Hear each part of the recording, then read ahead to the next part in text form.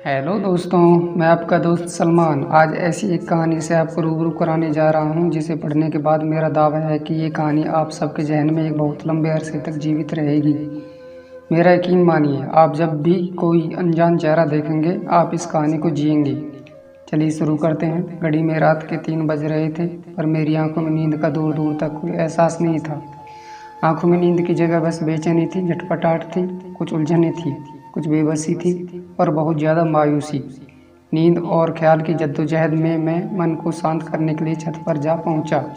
अगस्त का महीना था, चांदनी रात थी। कुछ समझ नहीं आया तो पूरे चांद को ही निहारने लगा। चांद को कुछ लम्हे निहारने के बाद एकाएक मेरी नज़र एक घर पर पड़ी। हमारे घर से मैं 100 या 125 फुट की दूरी पर था, पर वो घर दूसरी गली में था। उस घर के पास ही स्ट्रीट लाइट लगी थी और फिर पूरे चांद की दूधिया रोशनी भी थी। मैं उस सफ़ेद घर की बालकनी और छत को अच्छे से देख पा रहा था और देख पा रहा था कि उस घर की बालकनी में खड़ी एक लड़की को, वो भी चांद को देख रही थी। मेरी नज़र कुछ देर के लिए उस लड़की पर ठहर चुकी थी। वो लगातार चांद को देखे जा रही थी और मैं ना चाहते हुए भी उसको ही देखे जा रहा था। तकरीबन कोई 10 मिनट के बाद उसने अपने हाथ से अपने बालों को संवारा, जैसे किसी नाटक की स्टेज से पर्दा उठता है। ठीक उसी तरह हौले हौले उसके चेहरे का दीदार हुआ। चांद की रोशनी और स्ट्रीट लाइट की रोशनी में मैं उसे देख सकता था।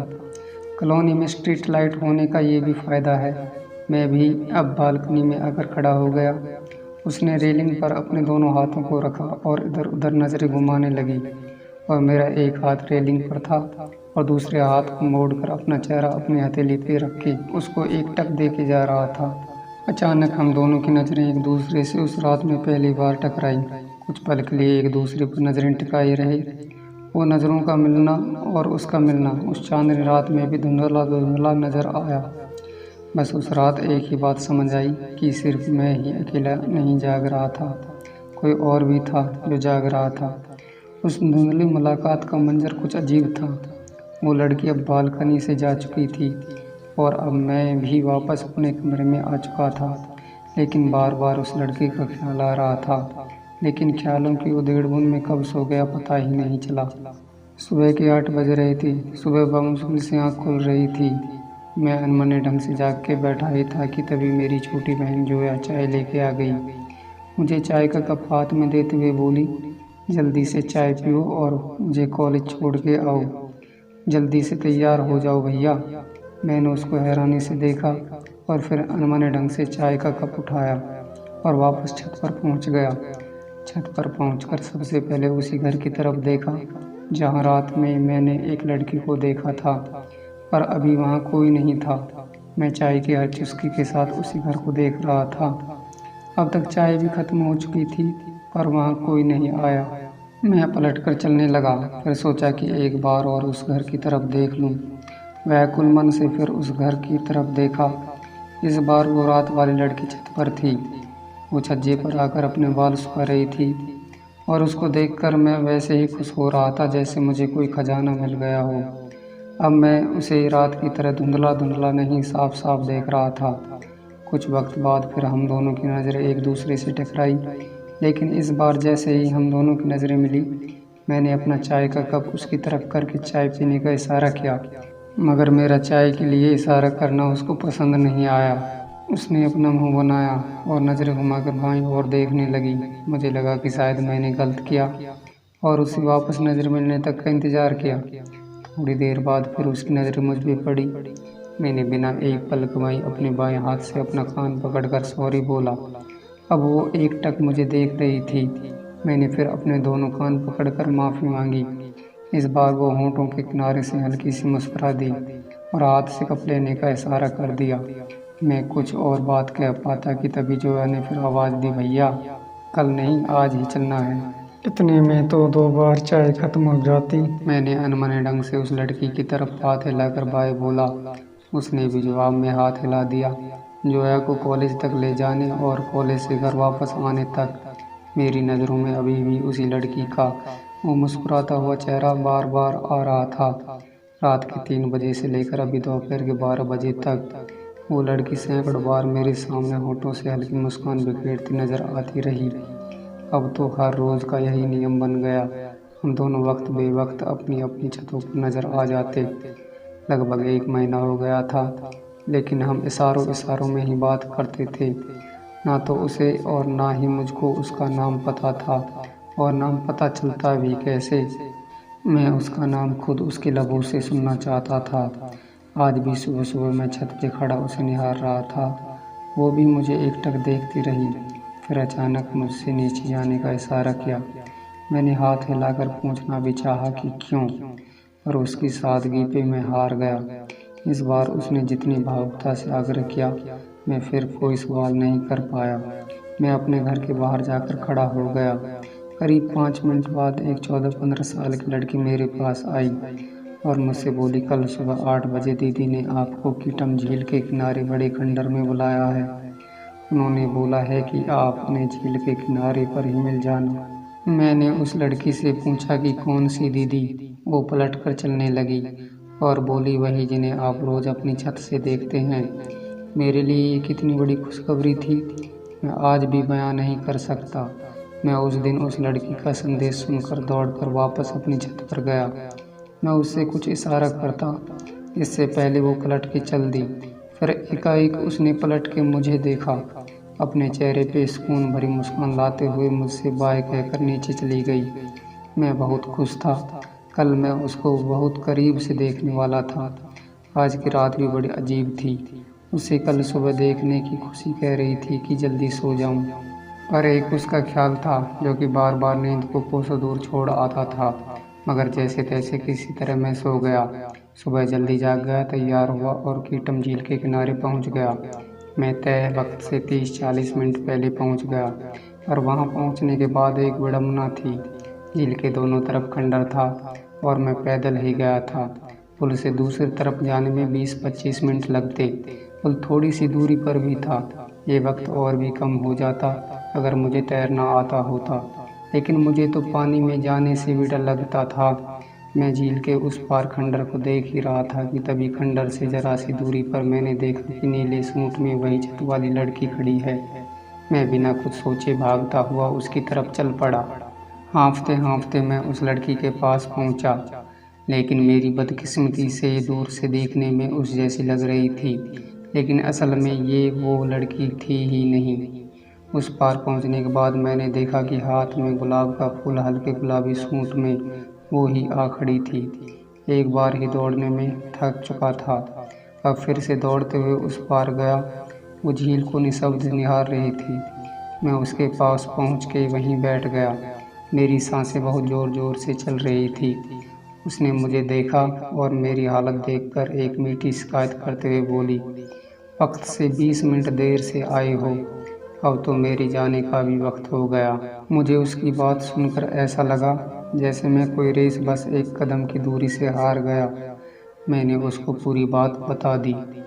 वो खिलखिलाकर हंस दी। मैं उसको एकटक देखता रहा। उसका मुस्कुराना, उसका थोड़ी देर पहले का झूठा गुस्सा, वो इन दोनों अदाओं में मुझे बहुत प्यारी लगी। अचानक मेरी तरफ बात करते हुए बोली, क्या हुआ? मैंने कुछ नहीं हुआ बोल के उससे उसका नाम पूछा। वो बोली, रूबी। मैंने जवाब में कहा, बहुत अच्छा नाम है। उसने फिर मेरा नाम पूछा। मैंने उसको अपना नाम बताया। अब हम दोनों अनजान नहीं थे, हम एक दूसरे का नाम जानते थे। हम दोनों 1 घंटे तक एक दूसरे से बातें करते रहे। न चाहते हुए भी अब विदा लेने का वक्त आ गया था। हम अनमने ढंग से एक दूसरे से बाय कह रहे थे। हम लोग अब हर सोमवार को झील के किनारे मिलते थे, खूब बातें करते, अपनी खुशी अपना दर्द बांटते। जब भी कठिन परिस्थितियों में होती तो मैं निश्चल मन से उसकी मदद करता, और बदले में उससे भी मुश्किल वक्त में मेरी बखूबी मदद की। लेकिन न हम दोस्त थे और न ही कुछ और जो भी था, इस रिश्ते से हम खुश थे। आज की तरह तब हर घर में फ़ोन नहीं था, लेकिन हम दोनों के घर में टेलीफोन था। जब भी मुझे या उसे मिलना होता, तब हम अपनी गली के छोटे बच्चों को एक चॉकलेट के बहाने अपनी खैर खबर भेजते रहते। उसकी लिखी दर्जनों चिट्ठियाँ मेरे एक सूटकेस में जमा थी। रूबी से जुड़ी हर चीज़ को मैं सहेज कर रखना चाहता था, और मैंने रखा भी था। मगर ज़िंदगी में खुशियाँ ज़्यादा दिन कहाँ रुका करती हैं। उस दिन पहली बार रूबी ने मुझे फ़ोन किया और उसी झील के किनारे मिलने बुलाया। मैं आवाज़ से समझ गया था कि उसका गला रुंधा हुआ था। वह किसी बात को लेकर उलझन में थी, मगर ये सब उससे मिलने के बाद ही साफ होता। मैं कीटम झील के किनारे उसका इंतज़ार कर रहा था। वो आई, मेरे पास बैठ गई। चेहरे पर उदासी थी, आंखों में फिक्र, और उसे देखकर लग रहा था कि होठों पर कभी न टूटने वाली चुप्पी घर कर गई है। रूबी को ऐसे देखकर मैं अंदर से बेचैन था। मुझे वो मुस्कुराती हुई खुशमिजाज ही अच्छी लगती थी। अजीब रिश्ता था। वो किसी उलझन को लेकर उदास थी और मैं उसे ऐसे देखकर उदास था। कहते हैं ना कि तूफान के आने से पहले एक गहरी खामोशी होती है। आज उसके होठों पर भी कुछ वैसी ही चुप्पी थी। आज मेरे कंधे पे रूबी अपना सिर रखे कुछ देर खामोश ही रही, फिर बोली, अगले महीने की 27 तारीख को मेरी शादी है। तुम्हें बस यही बताने आई थी। मेरे सभी अंदाजे गलत साबित हुए। अब रूबी के हिस्से की उदासी मेरे हिस्से में आ चुकी थी। मुझे ऐसा लगा जैसे मेरे अंदर मेरा कुछ टूट गया था। रूबी मेरे कंधे पर सर रख के थोड़ा रोली, कहीं मुझे शक न हो, इसलिए पलट कर चलने लगी। फिर रुक कर बाय कहकर बोली, अपना ख्याल रखना। मैंने भी उसकी आंखों में आंखें डालकर कहा कि तुम भी अपना ख्याल रखना। हम दोनों की आंखों में आंसू थे, फिर भी एक दूसरे से छुपाना चाह रहे थे। उस दिन के बाद भी हम हर सोमवार को वहीं झील के किनारे मिलते, साथ हंसते, साथ में रो लेते और फिर आगे की ज़िंदगी में दोबारा यूं ही मुस्कुराकर एक दूसरे से मिलने के वादे करते। अक्सर उसकी सवालिया नज़रें मुझसे वक्त बे वक्त इस रिश्ते का नाम पूछा करती थी। जवाब उसकी आंखों में भी था और मेरे दिल में भी, लेकिन ये रिश्ता सुकून भरा था। अब हम जब भी मिलते तब एक दूसरे से विदा लेते वक्त बिछड़ने का एहसास होता था, जो लफ्ज़ों में कभी बयां नहीं हो सकती थी। उस तकलीफ़ से हम दोनों रोज़ रूबरू होते थे। जिस दिन से रूबी ने मुझे अपनी शादी की बात बताई थी, उस दिन से मेरी आंखों में एक उदासी ठहर गई, बेवजह आंखों में नमी रहती थी। आज 27 तारीख थी, रूबी की शादी का दिन था। आज मैं पिछले कुछ दिनों से महसूस करना भी भूल गया था। हर वक्त 27 तारीख का इंतज़ार रहता था। इसके लिए मैं खुश भी था तो दूर कहीं मन के किसी कोने में रोज़ कुछ न कुछ टूट कर बिखर जाता था। उसकी शादी में उसे क्या तोहफ़ा दूं, और तोहफ़ा ले भी जाऊं तो उस तक पहुंचेगा कैसे। इसी कशमकश में आंखों से कुछ आंसू गिर ही आए। मैं बाजार गया, वहां से सबसे अच्छी गले की चैन और एक अंगूठी ले आया। मुझे नहीं पता था कि ये कभी उस तक पहुंचेगी भी या नहीं, लेकिन मैं ले आया। यूं तो रूबी ने कई बार मुझसे कहा था कि मेरी शादी में ज़रूर आना, मगर कैसे जाता। आज वह अभी कॉलेज नहीं गई थी।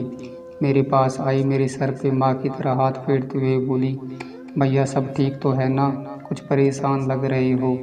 मैंने जोया को सोफे पे बिठाया, उसकी गोदी में अपना सर रख के सोफे पे लेटते हुए कहा, सब ठीक है चुटकी, बस थोड़ा सर दुख रहा है। जोया मेरा सर दबाती रही। मैं न जाने कब उसकी गोद में सो गया। आज जोया में मैंने अपनी माँ की एक झलक देखी थी। जब मेरी आँख खुली तब शाम के 7 बज रहे थे। मैं नहाने चला गया, मन को थोड़ा शांत करना चाहता था। शाम के 8 बज रहे थे। मैं अपनी छत से रूबी का घर देख रहा था। रंग बिरंगी लाइटों से सजा घर, और उस घर की छत पर आज रूबी को छोड़कर बहुत से चेहरे दिख रहे थे।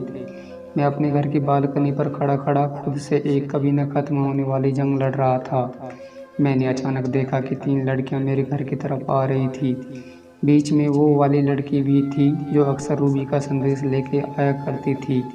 वो तीनों मुझे अपने साथ ही लेने आई थी। मैं उनके साथ चल पड़ा। उन तीनों ने मुझे एक कमरे के बाहर लाकर खड़ा कर दिया और सब एक साथ बोली, रूबी ने बुलाया है आपको। मैं चेहरे पर एक अच्छी मुस्कुराहट लाने की कोशिश करने लगा, लेकिन तभी रूबी ने मुझे कमरे के अंदर बुला लिया। उस कमरे में रूबी की बड़ी दीदी, उसकी भाभी, वो और मैं, हम चारों ही लोग कमरे के अंदर मौजूद थे। आज रूबी भला की खूबसूरत लग रही थी। शादी के जोड़ों में वो परियों की रानी लग रही थी। मैंने सबसे हाय हेलो किया और रूबी के सामने जाके खड़ा हो गया। रूबी मुझे और मैं रूबी को देखता रहा। उसकी आंखों से आंसू झलक उठते उससे पहले ही मैंने उसके हाथ में गले की चैन और वो अंगूठी भी रख दी थी, जिसे मैं उसके लिए बाजार से लाया था। मैंने रूबी से कहा, परी लग रही हो तुम अपनी दुनिया में हमेशा खुश रहो। जहाँ भी रहो, जिस साल में भी रहो, अपने होठों पे मुस्कुराहट हमेशा सजाए रखना। तुम मुस्कुराते हुए बेहद खूबसूरत लगती हो। मैं पलट के चलने लगा तो उसकी दीदी और भाभी ने मुझसे पूछा, क्या रिश्ता है तुम्हारा इससे? क्या लगती है ये तुम्हारी? दोनों के सवाल सुनकर मैं पास ही पड़ी कुर्सी पे बैठ गया। एक पल को खामोशी छा गई उस कमरे में। फिर अचानक रूबी मेरी तरफ बढ़ी, मुझे कुर्सी से खड़ा करके कस के मेरे गले लग गई। फिर भाभी और दीदी को जवाब देते हुए कहने लगी कि मैं बताती हूँ मेरा इनसे क्या रिश्ता है। रूबी ने जैसे ही अपने लब खोले, मैंने अपनी उंगली रख दी उसके लबों पे।